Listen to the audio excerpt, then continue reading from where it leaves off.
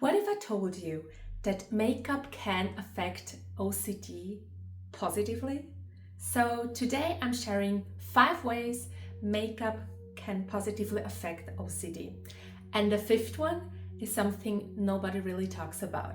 But first, let me tell you something about OCD, also known as obsessive compulsive disorder. OCD is a mental health condition characterized by a cycle of obsessions and compulsions. Obsessions are unwanted, intrusive thoughts, images, or urges that cause anxiety or distress. For example, fears of contamination or harming someone. Compulsions are repetitive behaviors or mental acts, such as excessive hand washing, checking, counting, or repeating phrases, and they are performed to reduce the anxiety caused by the obsessions. People with OCD usually recognize that their thoughts and behaviors are excessive, but they may feel unable to stop them. The condition can interfere with daily life, work, school, and relationships. Living with OCD doesn't always look the way people expect.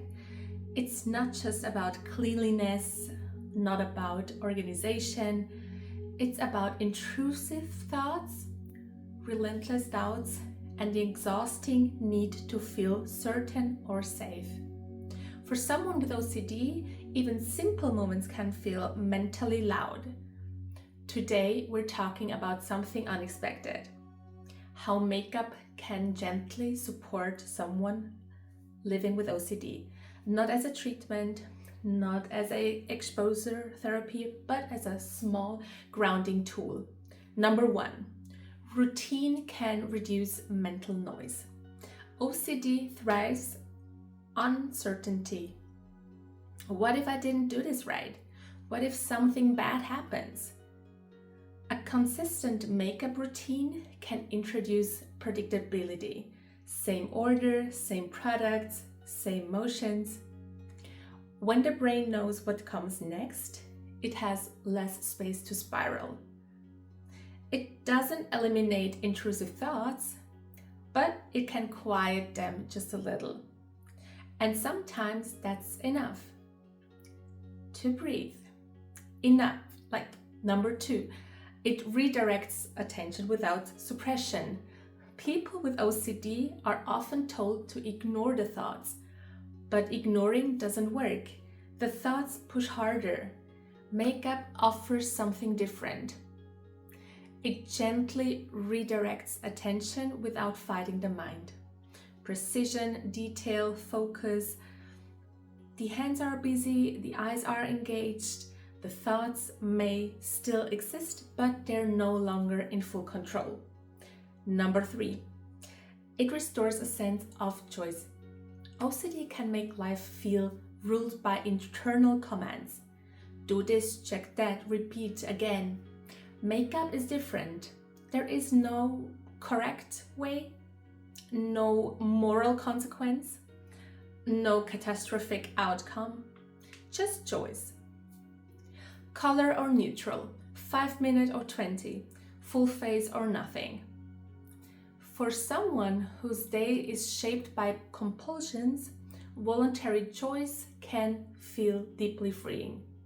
Number 4, it helps rebuild trust with the self.